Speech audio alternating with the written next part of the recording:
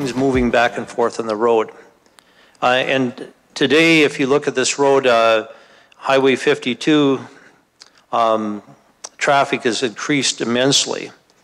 But yet, we've got to find ways to be able to grab on to some of that commerce that's taking place. But I should probably go on a little bit more from the time when the four of us actually would sit down and meet about this. And so we talked about things that could be done. And one of the things that was kind of unique at the time was there was talk about trade corridors.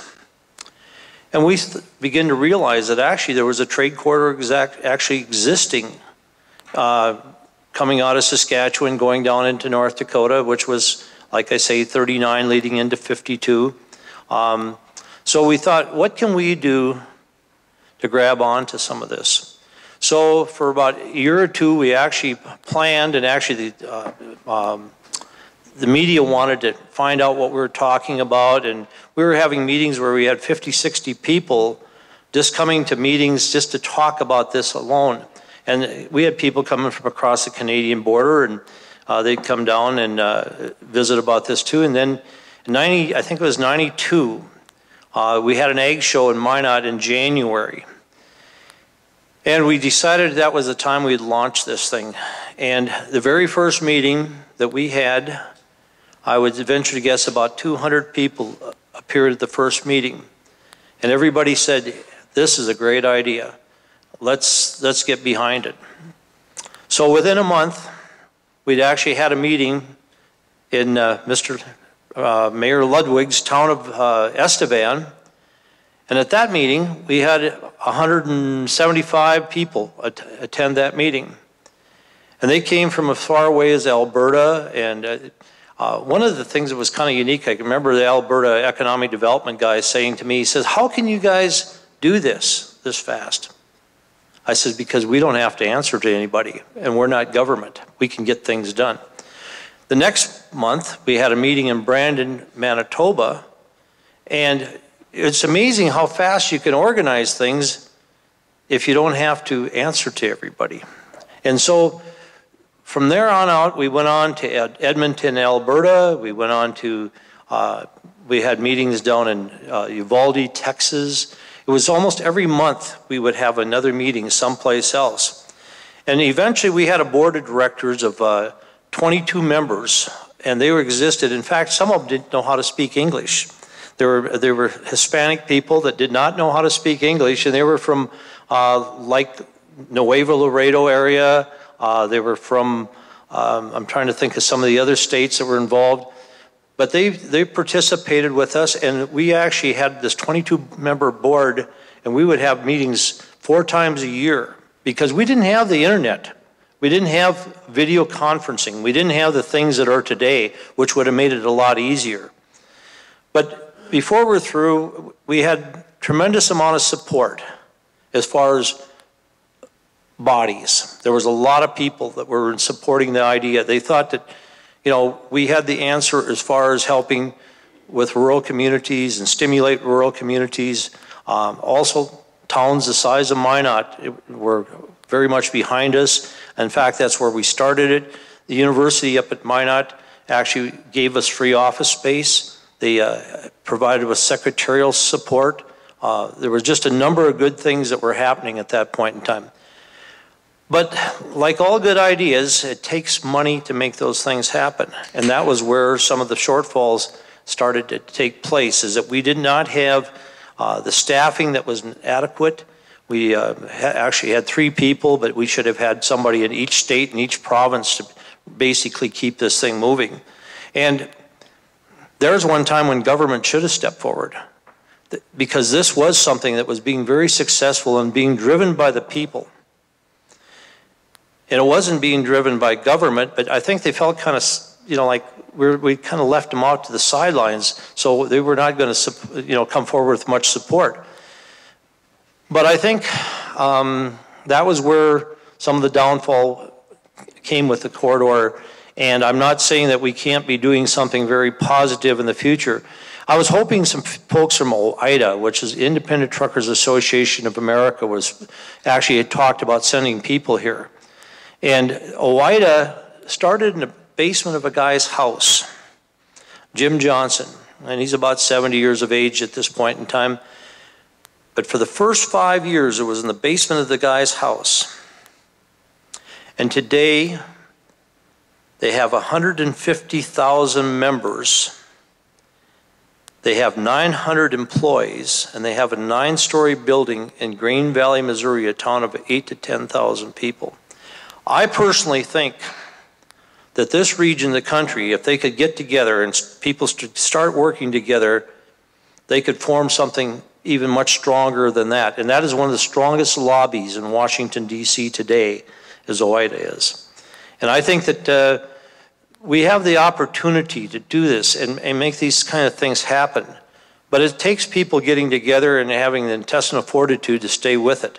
It's easy to walk away from things like this. And I've been involved, I guess, at this point in time for 20 plus years. I was a pretty young man when I first started getting involved with this thing. In fact, it was kind of amazing because everybody else I was involved with were over in their 60s at the time. In fact, a lot of them have passed away at this point. But I think this is the time for new blood to come into the organization, new people to help promote this. I've talked to Mayor Ludwig from Estevan. I've talked to Rochelle from Weyburn. I think that our friends from the Hudson Bay Route Association, we've got friends in Texas right now called the High Ground of Texas. And I think that if we can start to bring these people together, the great things can happen. And I also feel that with technology today, and just like I really admire MDU for stepping forward and helping us. Now, you may not see the numbers that you think you probably should see, but everything has got to start someplace again. And I think that this is very important that we've got some of the right people involved. I know that we started talking today to some people that have never been involved before that actually seemingly would be very willing to get involved. And when we talk about Highway 83, that's just basically a thread that threads us through the heartlands region of this part of the country. Basically, this corridor should be 200 to 300 miles on either side of it, because it's a situation where we all are very much alike. Like one person said one time, the only difference between the Canadians and the Texans is the Canadians say A and the Texans says you all. You know, that's the only thing that's different from these people, because from north to south, we got people that think alike and basically want to do the same thing. And our Canadian friends definitely like Texas. They like going to Texas. They like going to Arizona. We like to go fish and hunt in Canada. And I think we need to be even pushing more and more stuff to work with our Canadian friends.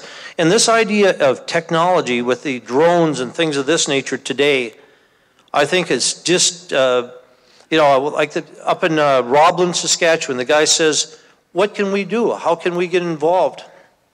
And we talk about the small airports, underutilized airports out there that cost a lot of money to build originally.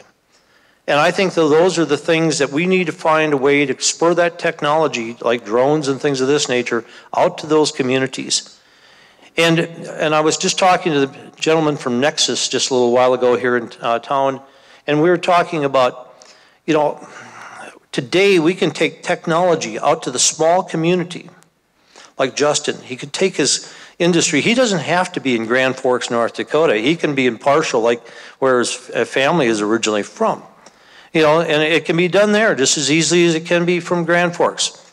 Probably you have more people that are tech-oriented in Grand Forks than you do probably in Parshall, just a few more people.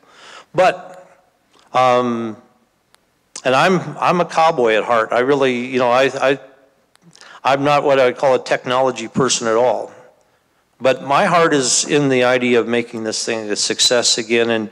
And I'm, you know, like people say, he talked about me being the chairperson, and situation is I'm always willing to step down if there's somebody that I think could definitely take on the job and do a good job. And I don't hesitate to see somebody. I'd love to see somebody 35 years old or 30 years old take over the responsibility of doing this stuff. And I'm never going to step away that I'm not going to help that person. So, and I just, the message I want to deliver, and I don't know if Dave, is this what you wanted out of the situation? But my heart's in the right place when it comes to this. You know, so dedicated a lot of time, and but I guess I basically, it was okay that I did that. You know, so I appreciate the opportunity to visit with you tonight about this just a little bit. So take care. Thank you.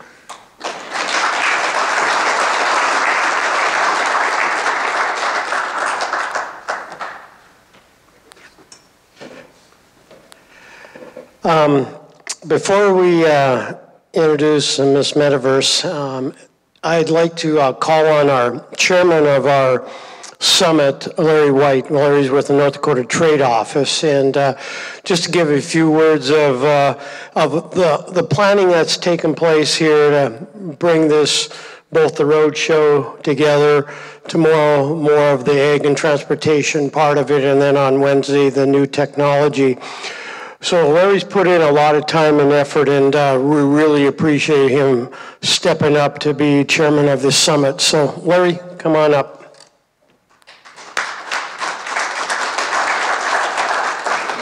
Thank you, Dave. I want to thank Marlo for the road show and the amount of work he put into it, and Dave and all the people on the committee. It's been a real fun deal, and a lot of hours were spent, and got to be good friends with all of them. But I think the thing that is most important about this summit is the friends we have both north and south in the United States, being Mexico and Canada, and how important they are as trade partners for both directions. They're our two biggest trading partners in the world, and they have friendly borders. We have the longest border in the world that has been friendly forever with the Canadians. I think that we trade about $7 billion just out of North Dakota with the Canadians, and they're #1 trading partners within about 20 of the states that are up around here is with Canada. So very important trading partner. The Mexico trading partner is always second. We do a lot of business there. We think it's very important that we keep an open communications, and also like to do as much business as we can there. My job is in the North Dakota Trade Office is to find agricultural markets around the world. I have had the privilege of going to about 70 countries around the world, and it's been quite an experience. It's been quite a ride. But when it comes down to it, we can talk about the success with some of the countries we've had, but it always comes back to the amount of dollars we trade back and forth, and that's certainly with the countries both north and south of us in Mexico and Canada. I think the corridor makes sense. If we look in Canada and we look at the United States, we built this country east and west, and that's the way we move transportation. We don't have a real good system going north and south, and I think the way we can move it, the water systems are in jeopardy in a lot of places. I think that we need to look at more of a land-based corridor and have a multi-use corridor, and it might be statewide. We might not want to pinpoint one particular highway within this corridor, but also pin the whole 4 or 5 different routes that go out of Canada down to the middle of the United States. I think we can look at more support that direction, and also I think that's the way our trade's going to run, north and south. In a lot of ways, we've maxed out the Pacific Northwest and a lot of them deep water ports, and we've seen a lot of things coming back to the United States and Canada for manufacturing, and I think you're going to see a lot of renewed energy on this side of the pond for manufacturing goods and services to be exported around the world. I think you're going to see a higher value agriculture. We're going to see value agriculture that probably does more to it before it sends it on, and you'll have markets and IPing it, and also have identity preserved completely through the system. That requires loading at the point of source, and I think that'll be very beneficial to all of us. We want a friendlier border, easier to get across, less paperwork, and all those things that go with it, you know. I think that we deserve it to each other, and I think the trade can be even better and more productive and profitable in the future. So that's my vision with the corridor, and thank you very much.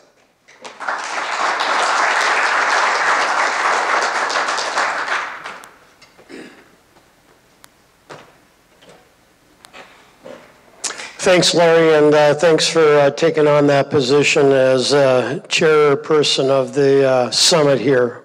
I know it's taken a lot of time and effort, and we really appreciate it as a committee, so thanks, Larry. You know, I'd like to introduce our main sponsor here, MDU, or Montana Dakota Utilities, MDU Resources. There's a whole bunch of names, and maybe Dennis will explain a little bit about that. Dennis probably doesn't know this, but I worked for MDU right out of college. And most recently, my son also worked for MDU. So it's in the family a little bit there, Dennis. Dennis is Executive Vice President for MDU Resources. Again, we're so happy to have you as a sponsor, and I'll let you just give a little talk about MDU Resources, and then you can introduce Miss Metaverse. So thanks, Dennis.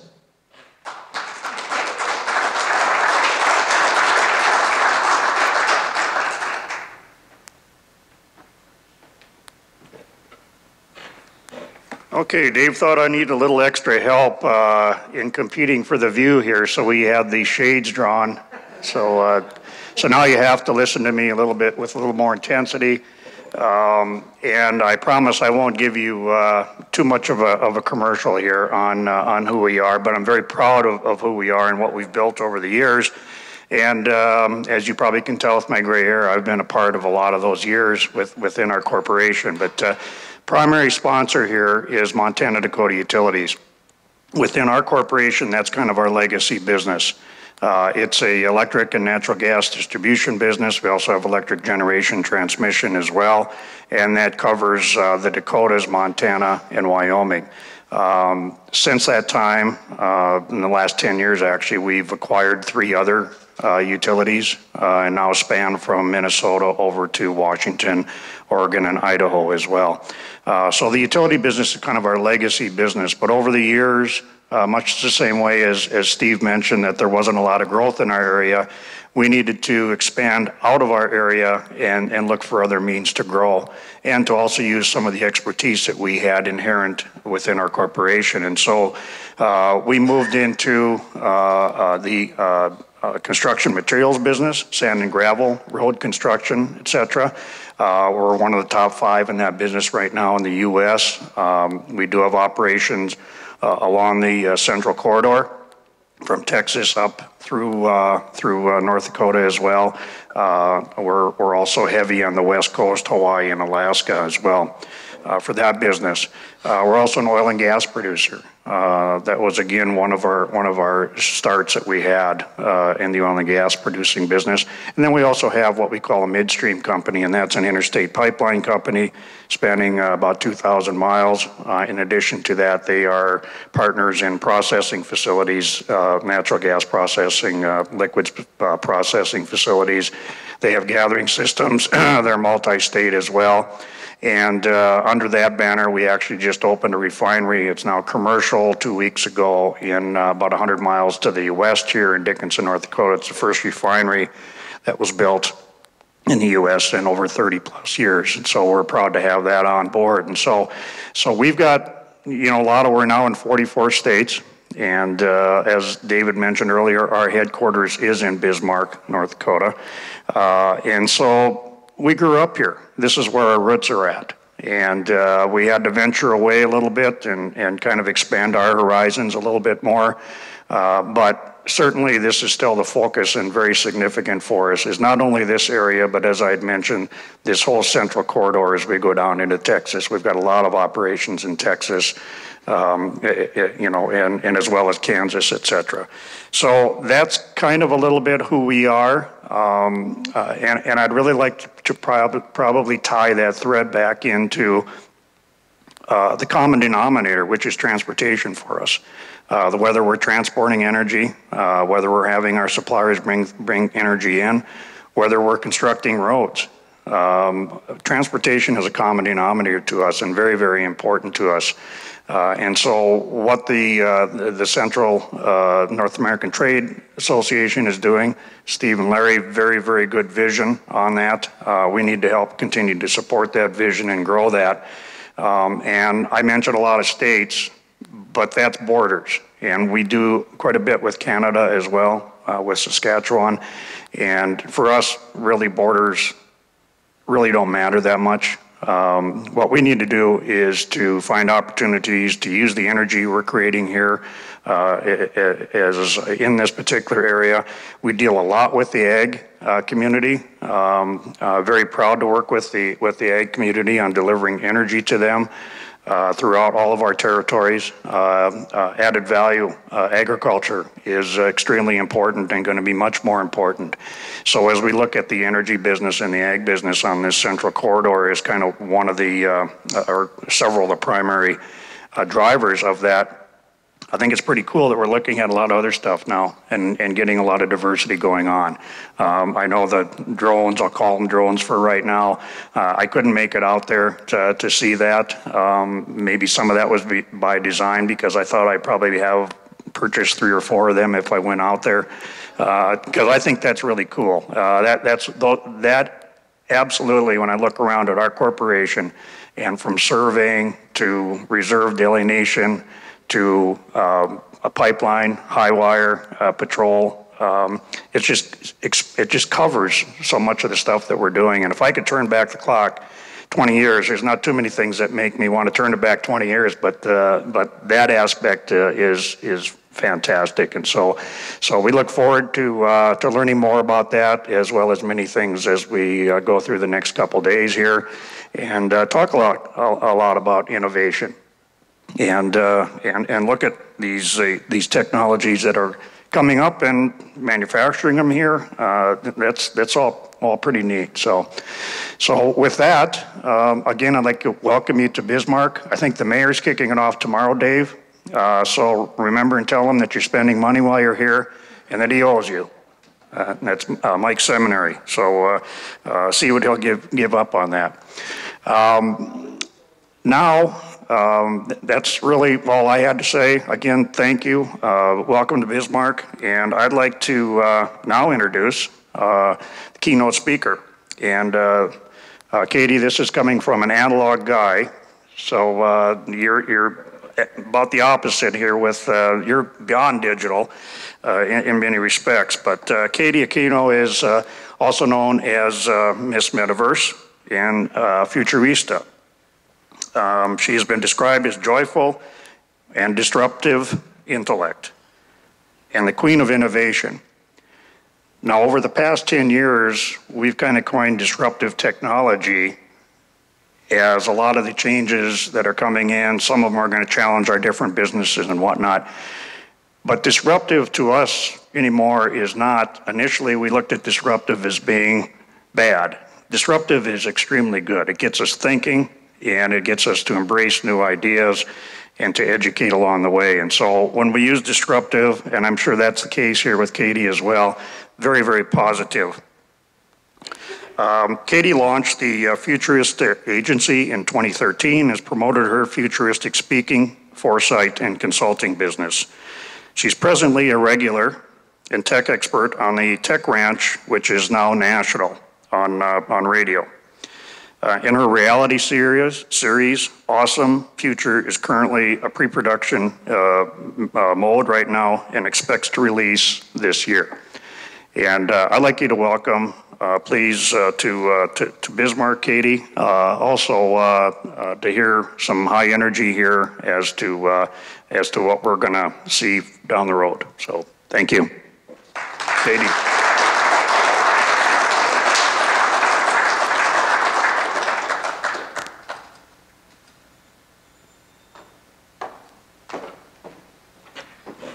Oh, hello, Bismarck. Thank you for having me here. Okay, I have to lower this. I'm not as tall as you guys. Okay, so the future of transportation, right? We're talking about transportation all this week, and it's so exciting. There's a lot of forces that are converging right now, and it's probably one of the most exciting times to be alive. And I have to say that so many things are happening.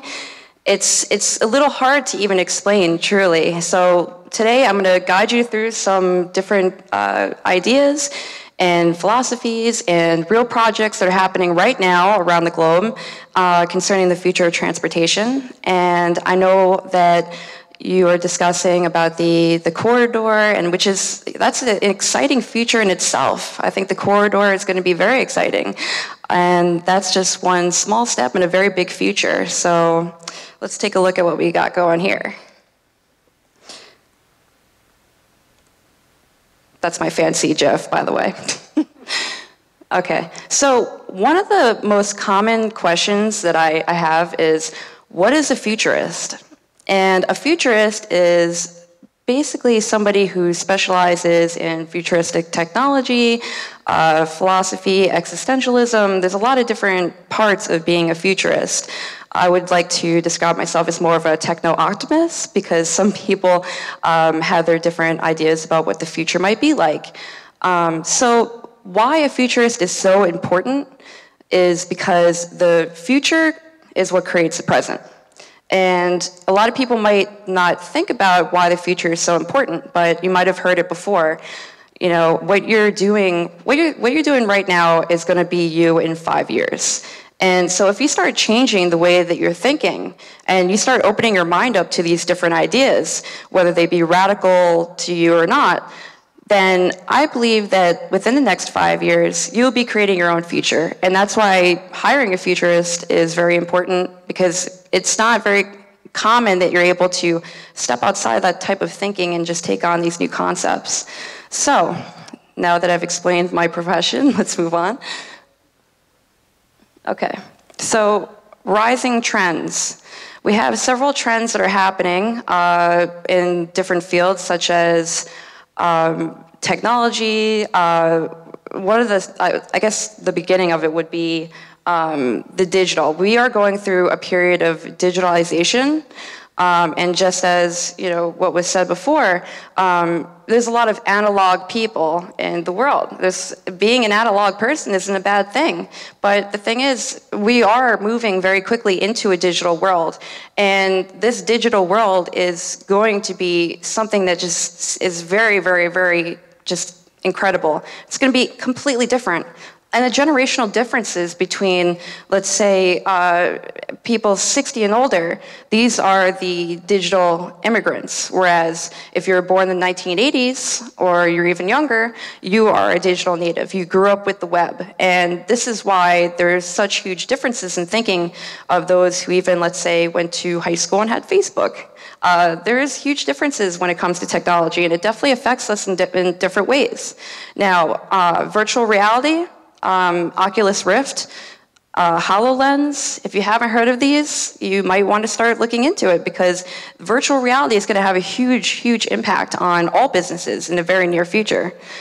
Just imagine, when I'm saying that everything is becoming digital and this digitizing of every business is happening, just imagine that this room that we're in right now, it's one thing to be recording it live, but to actually have people being wearing this type of technology like Oculus Rift or HoloLens, they will actually be in this room and be able to actually interact with us, and likewise in this digital space. So it's kind of like the Matrix, basically, but it's actually happening. It's really exciting. It's a lot of different technologies are coming out right now, and it's a little hard to understand, but it will be as common as using our cell phones today. Okay, so next is IoT, known as the Internet of Things. Who here has heard of the IoT or Internet of Things? Oh, we have lots of people here, yes. So basically everything that we are going to be interacting with will become smart. And the younger generations are not going to know what it's like to have something that isn't connected to the web. Your toaster, connected to the web. Your garage, connected to the web. Everything's going to be smart, online, and speaking with one another as well. So it's definitely, once again, it's going to be a huge difference from the past into the future. So autonomous cars and commercial transportation, right? So, you know, a big topic throughout this conference also is autonomous cars, and that is going to also have a huge impact as well. A lot of people wonder how autonomous cars might, let's say, get rid of certain jobs or cause a problem. But I truly believe that this type of technology is actually going to have a lot of beneficial effects on this type of transportation industry. I think that there's more safety involved with this type of technology, and it's ready to go. I think that a lot of this technology is already here, the lasers, the cameras, the radars, and I think that within the next 5 to 10 years, it's going to become very normal to want an autonomous car. Next will be drones, UAVs, so unmanned aerial vehicles, as we've been talking about. There was drones flying around earlier, also known as quadcopters. And drones have a lot of different great usage. I mean, whether you're shooting a film or if you just want to experiment with drones, or you will be able to use them for agriculture as well. Marlo and I were discussing it before on the Tech Ranch, and there's a lot of great uses for drones, and we will get into that later as well. AI and robotics. So this is one of my favorite topics. Artificial intelligence has come a long way. And I believe that artificial intelligence will be very highly tuned into the Internet of Things as well. Everything will be speaking with one another, and all of us will be getting to a point where it won't be uncommon for us to have our own digital self, almost like a virtual secretary, some digital being that we will confide in and help us with our scheduling and our appointments. And this is not too far away. This is actually happening right now. And if you've seen the movie Her, where there's someone who falls in love with a computer, this technology is getting very, very complicated and complex. And I think it is very possible that we will be confiding in a digital being in the next, say, 15 years or so. Robotics as well is very important. Robotics, drones are considered robots as well. Robots as humanoid robots, that's what we usually think of when we think of robots. We're all waiting for that day where we have our Jetsons type of maid around our house. But that's not really exactly what it looks like right now. Robots, for the most part, especially humanoid robots, are mostly being used in warehouses. And a lot of the robots that are out there, and the most exciting ones, are actually being used for a lot of different purposes. And one I will show you in a little bit, which is very interesting. So as I was saying before, there are huge generational differences between digital natives and the digital immigrants. Technology is definitely a huge reason why there are huge differences, and we'll definitely go into more of that as well later. And last but not least, the maker movement. Now, the maker movement is very exciting. It's still somewhat new, but families are gathering together and they're working on creating drones from home. 3D printing is going to allow you to do so much. You could actually soon 3D print a robot, assemble it, and have it playing with your kids and become a family member within an hour. And this is happening already. I was recently at the Robo Universe event in New York City, and it was really exciting because I actually got to see a 3D printer that prints circuits as well as plastics. It's actually a multi-material printer. So we're not very far off from having very inexpensive printers that could print all kinds of neat things that, you know, we could print our own drones from home. And that's going to have a huge impact. We're able to all print our own drones or robots or anything that we could need right from our own homes. That's going to be great.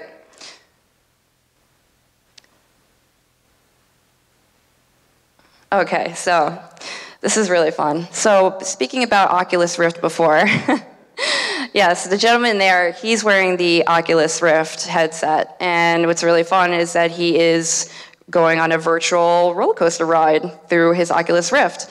Now, has anyone here actually tried Oculus Rift? You have? Yes. Oh, we have 3. Very exciting. And when you think about these new technologies like Oculus Rift, you probably think, oh, it's not going to be that great. Let's wait a few years. It's probably going to be better in the next phase. Well, Oculus Rift isn't even officially out yet. It's still in the prototype phase. If you want to purchase one, you could buy one as a developer kit. And I had purchased one myself. And I actually played some video games and experimented with a lot of different programs. And it's very, very, very advanced. So when I'm saying that we are very rapidly reaching a point when we are all going to be interacting with one another in these digital spaces using Oculus Rift, it's absolutely going to be happening very, very soon. So there's other headsets also, which are very, very great. One is the Samsung Gear VR. Now, if you're a Samsung user, you might want to consider buying the VR because, of course, like any other popular brand, just like if you have an Android everything, you have an Android life. You have Apple products, you probably have Apple everything. So the same goes for Samsung, and it has very good quality as well. So basically, VR is definitely connecting one another in this intimate setting. We're going to be able to explore a lot of things in this virtual reality space that we necessarily wouldn't be able to in our own real lives. And I think that as far as transportation goes, I think a really huge benefit in the transportation or even oil industry using this technology is offering people virtual experiences. Create a virtual experience, bring them into your world, let them live or even visit an oil field virtually. These small, small things could actually really excite people and want to learn more about your business. And I highly recommend doing that. That's something that I think that getting into virtual reality and creating these virtual experiences for your customers or just anybody, the general public, will bring interest to you for sure.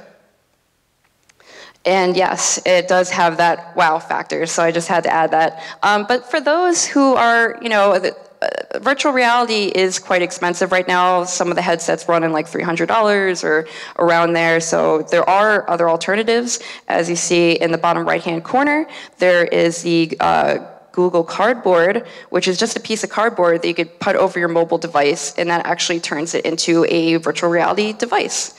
So there's definitely a lot of alternatives.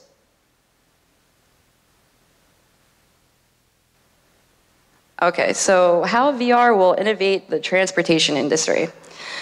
Okay, so yes, Toyota was promoting safety through virtual exercises. Now, what's really interesting is that a lot of car companies, like I was saying before, they're using virtual reality to allow people to have these experiential events. And for instance, at the Jacob Javits Center in New York City, there was the annual auto show.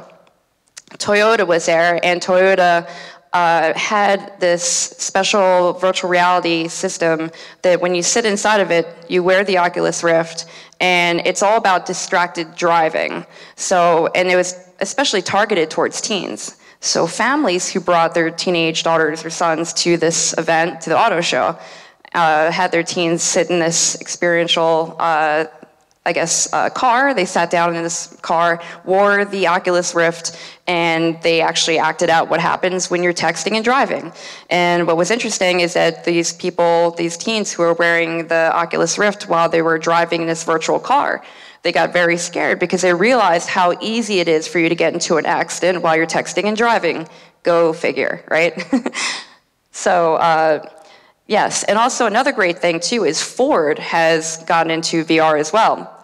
Ford actually had this system created. It's a very intensive rig that they use with a lot of different sensors and camera gear. They connected with a company called Vicom, and working with them, they actually designed this specialized rig that allows you to test drive a car that hasn't been built yet. And I think that's something that's very incredible because not only that, but they were given tools such as flashlights, different tools you would usually use on a real car. And so this is going beyond the average, car visit to the showroom. When you go to a showroom now, some people, sure, they do become a little hands-on when they're looking for a car. But I mean, it's not very often that someone would show up to a showroom with a bag full of their gear with them, or their wrenches or their tools, and just start going through the car. You don't see that. But with this system that they built, they actually let customers come in this virtual space and really go in depth through these cars and actually explore whether or not they would want to purchase these cars. And this really helps streamline the R&D, research and development process, allowing customers to actually test out these cars before they're even made, which is huge. So as I was saying before, this is the Toyota and Oculus Rift experience called Teen 365. It was at the Jacob Javits Auto Show this year. And you could see a preview behind me of what it looks like when you're driving and then all of a sudden you virtually hit into a car. Now, if you haven't used virtual reality, the Oculus Rift before, it's very, very intense. So when you're actually wearing this, you really do feel like you're getting into a car accident.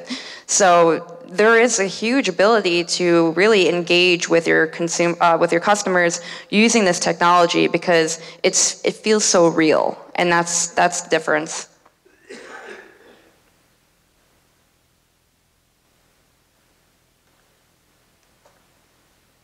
And as I said before, yes, Ford and Oculus Rift are also streamlining the R&D process by using virtual reality. And here, this is a quick little moving picture here for you, a little GIF to show you kind of what it looks like in the virtual space when you're wearing it. So this is augmented reality, or AR, as it's known as.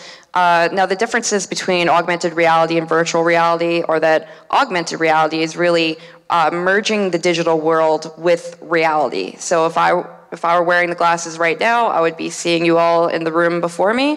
And the only difference would be I could be having a little Skype call in the corner of my eye. I could also be creating something. If I move my fingers, I could be creating a vase. And I could actually hit something as like a button on the side of my HoloLens, and that would send it to a 3D printer that is perhaps on the side of me.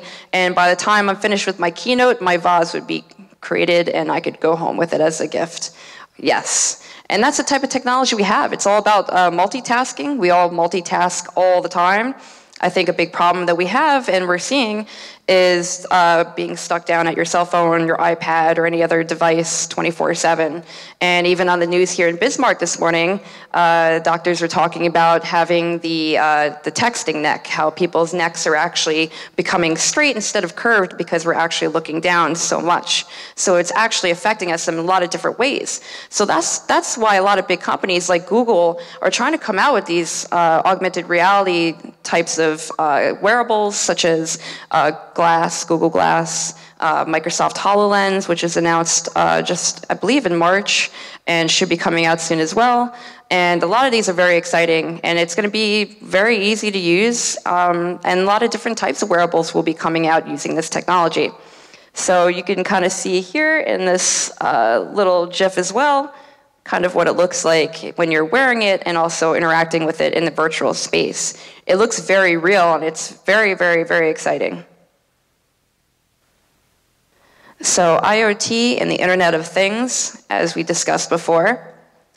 So everything will all be automated and connected. Everything will be smart, online, 24/7, communicating with one another.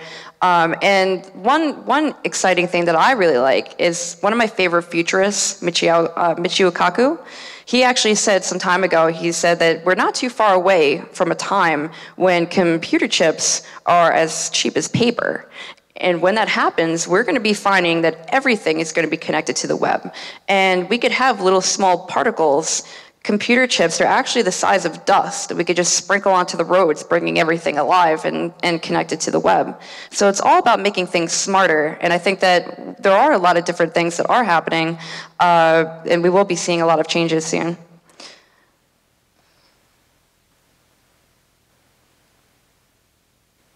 So, attack of the autonomous cars. All right, well, not everybody is in support of the autonomous cars. There's kind of a debate between whether they are going to be the next great thing or not.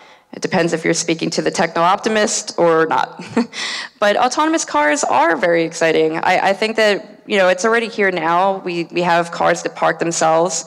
Volvo recently said that they believe that basically at least 100 cars in Sweden will be ready to go fully autonomously by 2019. So the technology is already here, and a lot of these big companies like Google are just trying to basically tell the public that it is okay, the technology is here, and it's only a matter of time before we all just start, I guess, having these autonomous cars in our driveways.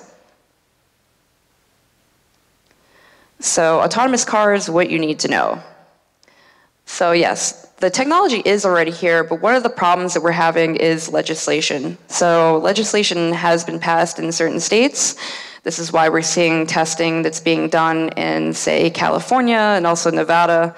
And it's only a matter of time until legislation does get passed. But that's going to be one of the definite hurdles that's going to have to be overcome, just like drones and the issues that we're seeing with the FAA currently.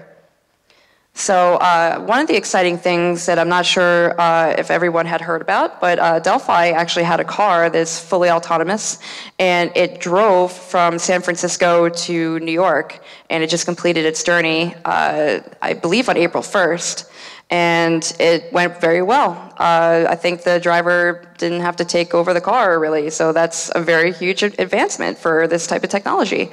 And also, just a couple months earlier, there was an autonomous car that also drove from San Francisco to Nevada for CES, where Marla was.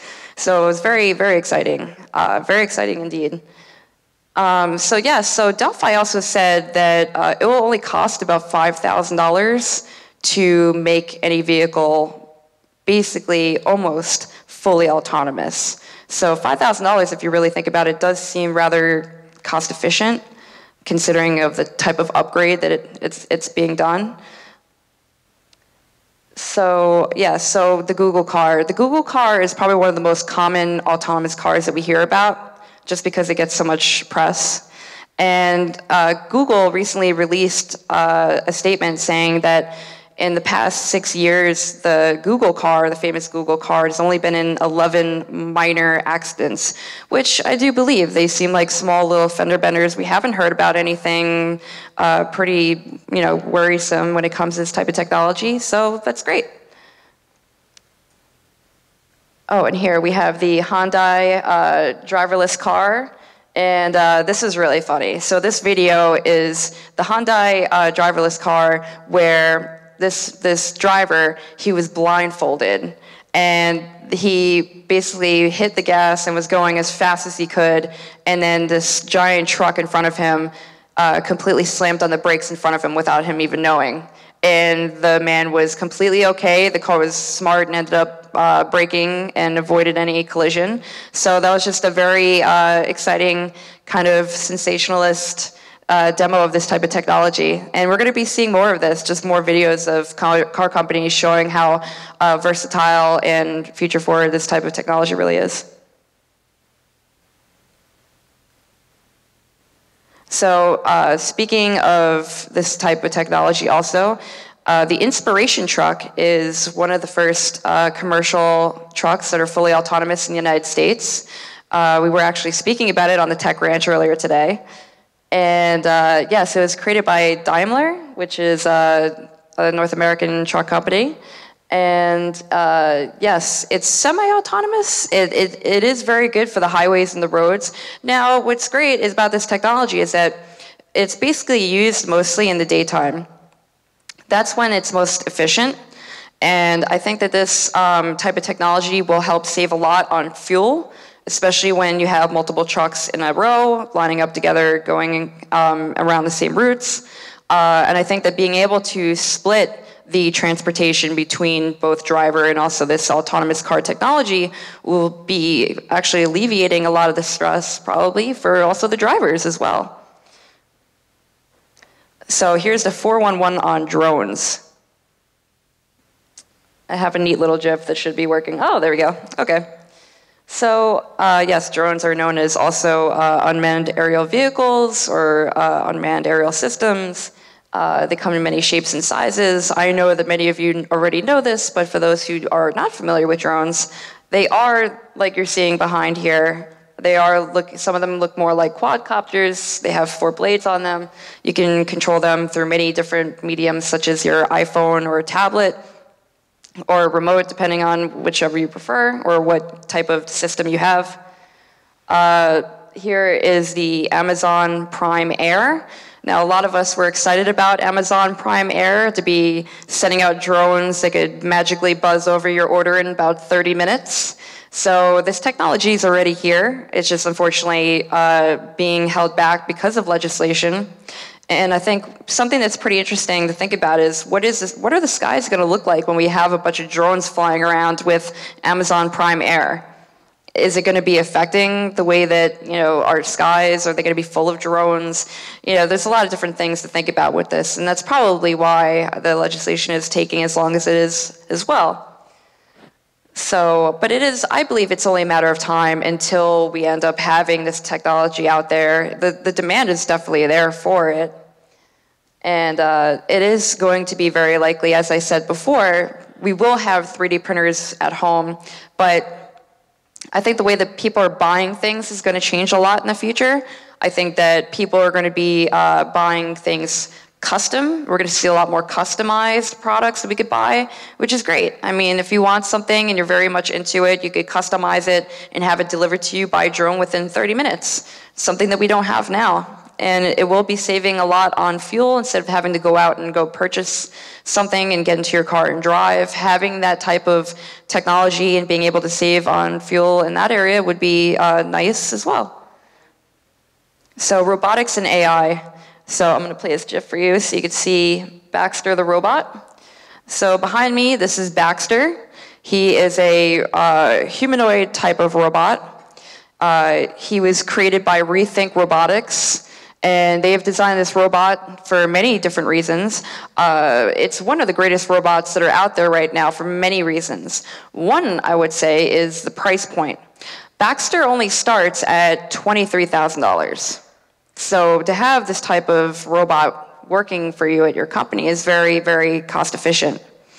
While Baxter isn't doing backflips or anything super exciting that we could see, yes, Baxter is just a robot who can do things that you teach him. So this type of robot's great, and we're seeing a lot more in warehouses because as you're seeing behind me, Baxter the robot can learn what you teach it. So if you're teaching Baxter how to pick up a piece of wood, and let's say you have laborers that are doing certain things, instead of having to rely on laborers that can only work so many hours, work like this can be streamlined and very much helped along with the robots, which is great. And the robots cannot be hurt. They do not hurt others. If you accidentally bump into Baxter, Baxter shuts off completely. So there's a lot of different pluses when it comes to this type of robot. So we're going to be seeing a lot of different changes when it comes to humanoid robots. There's a lot of advancements happening right now. It's very exciting to be keeping up to date with all the news that are happening with robots. And so they're going a little further into the future. I think one of the most exciting things is how people truly believe that the technological singularity could happen within this lifetime.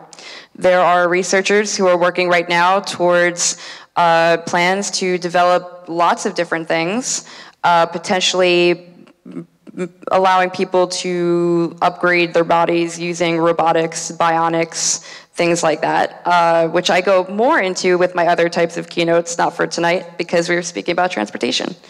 So let's look more into the future. So far out future transportation. So I know a lot of you are already familiar with the drones, are familiar with this, that, there's a lot of topics I'm sure you've heard a lot about already. So I'm gonna bring up some topics that maybe you haven't heard about. So our world population is growing just incredibly, and everything is accelerating. The progress of technology is accelerating. Originally, Moore's Law used to say that technology would double every 2 years. Now we're getting to the point where technology is doubling every 6 months. It's already happening. We're already there. It's getting to that point now where it's just incredible. It's happening very, very fast. So we have a lot of big problems that we're going to have to solve in the future. And one of the problems will be population. How are we going to deal with so many more people on the planet? How are we going to adjust with our transportation and things like that? So we're going to have to come up with some new innovative ways to be transporting all the people that are living on our planet. Now there are, right now we have, I believe, around 7 billion people on the planet right now, and it's expected to go up to 9.6 billion by 2050. That is huge. It's over 3 billion people on the planet with us. So there's definitely going to be a lot of challenges to solve with that. So yes, innovations in transportation are definitely needed. And so now I'm going to get into a couple of topics that are very interesting. One is the space elevator, and that's a futuristic transportation system that has been talked about a lot, and it might actually happen within the next 30 years. Another is the Hyperloop, which I'll go into more in about a couple minutes. And we also have, oh yes, a new transportation system that it's very exciting, just as exciting as the corridor. So yes, the Hyperloop. So CEO Elon Musk of Tesla and SpaceX, he has proposed the Hyperloop. Who has heard of the Hyperloop? Yes, very exciting indeed. So basically the Hyperloop is a futuristic type of transportation that Elon Musk had originally thought of. And what it does is it uses low pressure and high speed tubes to transport people above ground in these type of tubes. And so what happened was there is a test track that's actually being built. A prototype should be built by 2016 in California. And although it won't be reaching the incredible speeds of 800 miles an hour that are proposed in the original papers describing this technology, it will be at least demonstrating the technology, and it's only a matter of time until the Hyperloop actually becomes a reality. So this is the space elevator. This is another very exciting concept. This space elevator was actually thought of in 1895. So someone actually thought about building an elevator to space back in the late 1800s, which is pretty incredible to think about. It was thought of by a Russian rocket scientist named Konstantin. And yeah, so the concept is that we're going to have a tethered cable that will be able to bring people or goods from the surface of our planet Earth up to low Earth orbit, or in space. And this will be very helpful because now when we have to bring things into space, we have SpaceX doing a lot of the work now and blasting off all these rockets, and it's a very big undertaking. So we're trying to find some innovative ways to be able to bring products and transport goods up into space. And I think that the space elevator is one idea that might actually happen in the near future. And an organization in Japan has proposed a way to actually make this a reality. The reason why the space elevator wasn't actually built earlier was because we needed to find a way to actually make it work. So when scientists found that carbon nanotubes were able to solve many of the issues that came with actually trying to build the space elevator, it became actual reality. It became actually viable for the first time. So there are people, an organization in Japan that has proposed plans to start building the world's first space elevator, and they said that it will be done within the next 38 years. So superhighways. So today we're talking about, the summit is about the corridor, right? Which is very exciting, going from Canada through the United States down through Mexico, having open borders to a certain extent, and allowing better transportation of goods. Now, what about a future when we have a superhighway that connects the entire world? That hasn't been done yet, but is very, very viable, and there are people that are actually working towards making this a reality. So the Trans-Eurasian Belt Development is a project that's been proposed in Russia, and they want to start working on it within the next few years. The way they're going to have it built is that they're going to start in Russia, have the superhighway move along their existing highways, and then move across through the Bering Strait, and then go on through Alaska, and then downwards into the United States. Now, just imagine if we had the whole world connected through superhighways. If we could take a train from Russia and end up in the United States, or if we could take a train from London to New York. There's a lot of different things that could happen with this type of transportation system. I think this is very exciting. And moving onward. Oh, and this is the end of our presentation. Yes. So I hope I brought some innovative ideas to the table today. There are a lot of huge things happening in the world when it comes to transportation in the future. And I hope that you are as excited tonight to learn more about the future as I am to be here with you. So thank you so much, Bismarck. You are very, very excellent. And I hope to be here in the future. Thank you so much. Can we maybe ask some questions, if you wouldn't mind? Oh, absolutely. Let's open up for questions. So, anybody have any questions for Miss Metaverse? Yes, I knew you would, for sure.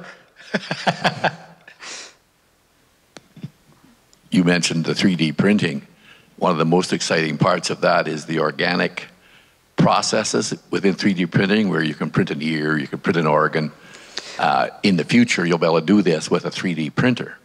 And I've seen discussions of it in terms of if you need a new heart, they'll just go in and blow up your lungs a little, or your area a little bit, build a new heart right in place, pull out the old one, and you won't even know the difference, except you'll have a new heart.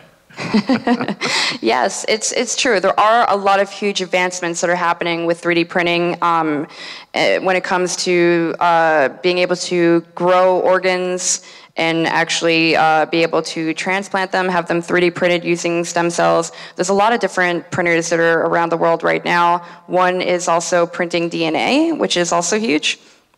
So we will be seeing more. I think we are about to find out some of the incredible findings from the world's first 3D printed liver. And having lost my father to liver cancer, I mean, that's very exciting. We've all been affected by cancer. And I think it's very, very, very sad. And we have to find some solutions. I very much think that we have a lot of great things in the future with 3D printing, and as you were saying, being able to transplant organs, grow them from your own tissue, your own stem cells, and it is a reality. It's only a matter of time till it's widely available to us all. Anybody else? Of course. Uh-oh. Uh-oh is right, yes. So, Katie, can you tell us a little bit about, let's go back to virtual reality and the Oculus Rift. People, when they have these glasses in the future, what kind of things can they do at home, let's say with car repair, or if you have a service technician come into your area, whatever, where do you see that going? Well, this is really exciting, and this is what I wanted to go a little bit more into, and I'm glad you asked me this question. So when it comes to augmented reality and virtual reality, there's a lot of great things that are happening right now. One is an augmented reality app that's called iMechanic, I believe it's called, which is really funny. And what it is, it's an app that you can use on your iPad or on your iPhone. And in the real, you could also be able to use it on your wearables as well. It will be really great to wear with Microsoft HoloLens, because what's great about the Microsoft HoloLens is that what you're seeing, another person can see also with you. So you're able to share what you're actually looking at, just as you would if your best friend's standing right behind you and helping you fix something in your house. And that's what's going to be great. One of the most exciting things with this app is that as you're actually holding up the iPad or the iPhone to your car, it's actually showing you in this digital space how to fix what you're trying to fix. So it's all about knowledge value. And what we're seeing with this whole explosion of augmented reality, virtual reality, one of the greatest things that's coming out of augmented reality is the knowledge, and being able to share the knowledge. And I think that a lot of people are going to have a lot of success bringing their own knowledge in their own fields to this digital space and being able to share it one-on-one personally through augmented reality. Another great thing with augmented reality and cars is BMW had been using augmented reality for working on their vehicles. One of the greatest things with BMW working on their cars using augmented reality glasses is that there is no DIY doing your own thing. When you have your car, there's a certain way to do it. The glasses will show you the proper way to work on the car as instructed in Germany, and there's no mix-ups. So I think when you have a company, you have a certain way of doing things, and you want to make sure that your company is sticking by the book. Well, augmented reality is a great way to make sure that your team is working properly and actually following the right directions, and there's no mix-ups. And I think that that's why BMW has used this for their service unit, their departments, because service departments can streamline their business and be able to fix cars faster and more efficiently using augmented reality. Thank you. Anybody else? I was reading about a company that created a 3D printer that's supposed to make 3D printers obsolete within 2 years. It's going to make everything internet capable. What type of applications do you see that all being used with? Well, it's the key word is supposed to. Because we hear a lot of things that are supposed to get rid of this and supposed to get rid of that. Now, when you're saying, is it a multi-material printer or it's about being on the web, there are a lot of things that are going to be changing. I mean, just look at the beginnings of when we had printers in general. Look how much they've changed to now. We don't even need printers anymore. So everything is about different steps and different stages of the evolution of this type of technology. Of course, there will be, our printers today will be obsolete. They already are obsolete. Look at the printers like the Cube, the CubeX, right? A lot of those printers, out-of-the-box printers, they just do plastic filament. That's it. That's all they're doing. At RoboUniverse, as I mentioned before, there's already another printer that does not only just plastic, but they do every other material like wood or metal, plus they also print circuits into those things. So it's going to be about having more capabilities built into these printers. And as that keeps on coming out and people like the maker community, one of the greatest things about the maker community is because we don't have to rely on just the companies to get it solved, to get it resolved. Real people are figuring out how to make things better, and that's only going to help speed up the process of technology and the evolution of technology as the maker community is getting in there and figuring out, okay, look, this is the CubeX printer. It's only doing the plastic filament. I found a way to make it better. Let's do this. Then the company sees that, and then they'll be able to step up to their next level. So that's a great way that just the progress all around, and I think that's very, very great. Anybody else? Okay. I just have one question too, and that is, as far as legislation and regulations are concerned, is the United States getting left behind by a lot of the other countries in that realm? I have to say that, yes, the United States is being left behind to a certain extent. I think that one of the problems is that we are delayed in a lot of areas right now when it comes to this type of legislation and the technology. We might be delayed a little bit, but also at the same time, I think that there's a lot of great things that might come out of our delay, which is allowing, let's say, Europe to go through the different stages and, let's say, perfect the way that it works out. By us being a little bit behind, we're actually just going to learn from the mistakes of other countries that are maybe a little bit ahead of us. That's what I think. Microsoft Cloud was mentioned today, and you mentioned it. As a kid that grew up in a one-room schoolhouse, I'm having trouble keeping up with technology, and I hate to display my ignorance, but could you explain to me what Microsoft Cloud does and how it benefits us? Well, cloud computing is a term that describes everything being online and able to be accessed through multiple devices. So let's say, for instance, if you have a project that you're working on, and that project is, you write it on your computer, and you save it as you save it as Microsoft Word, right? So that Microsoft Word document that you wrote, thanks to the cloud, can be stored on the cloud and accessed through any device, let's say your tablet or your desktop computer and also your phone. All those will be connected to your cloud. And if you're an Android user, you have an Android cloud. If you're an Apple user, you have the Apple iCloud. So that's the differences. You know, one of the problems with all this technology is it seems a lot more complicated than it is. And that's why we have to have more education. And I think it's a shame that there isn't enough education on digital literacy.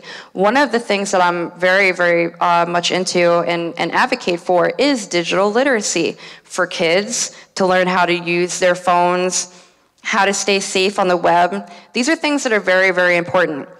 What you put on the web stays online forever. Another big, huge trend is big data.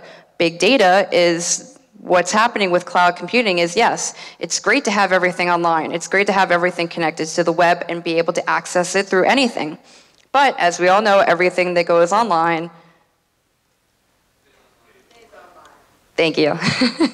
Exactly. So it's very important to have education to learn the ins and outs of using the web, using the computer, staying safe, and also being educated and able to understand all the change that's happening. And that's why I try to keep up with my blog. Marlo and I on the Tech Ranch, we discuss a lot of these changes and things. So it's great. It's great to do. It's very important to learn and be educated about these changes. Anybody else? Well, Miss Metaverse is going to be around here for the next couple days. We're going to have some panel discussion on Wednesday. So there might be some questions that come to your mind here later tonight or tomorrow.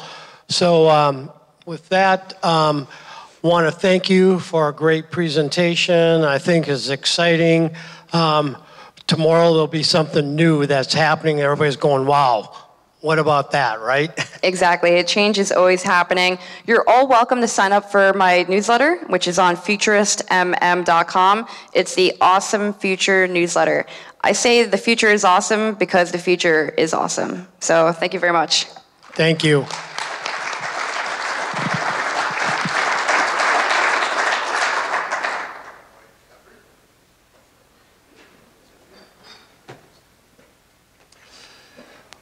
Well, the food has left us, but there's still some more wine, and there's a blue bottle that's mine over there. I know that. Maybe it's empty by now.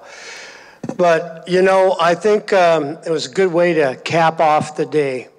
And I really appreciate the vision from Miss Metaverse and what she sees happening. And again, you know, I think over the next course of a couple days, you're going to hear a lot more stories about what's changing in our world, both on the transportation side of things, also on the agricultural side of things, and then definitely the new technologies and the new entrepreneurs that are happening all the time. So we start tomorrow morning at 7 a.m., breakfast here. 8 a.m. is our starting of the summit. And if you haven't got a program, I hope you have. Make sure you grab one on the way out. Again, thank you, MDU, for being our today's sponsor. And we really, really appreciate everybody being here. We thank everybody that participated today with the road show and seeing what was happening. And hopefully next year we're going to have some vehicles up here too that will show you what Katie has brought about Google and their cars and in the trucking industry as well. So thank you very much for a great day. Please stick around. We're not getting kicked out of here until 8, so if you want to hang around and talk, go and ask Katie some questions, whatever, feel free to do that. And have a blessed evening. Thank you.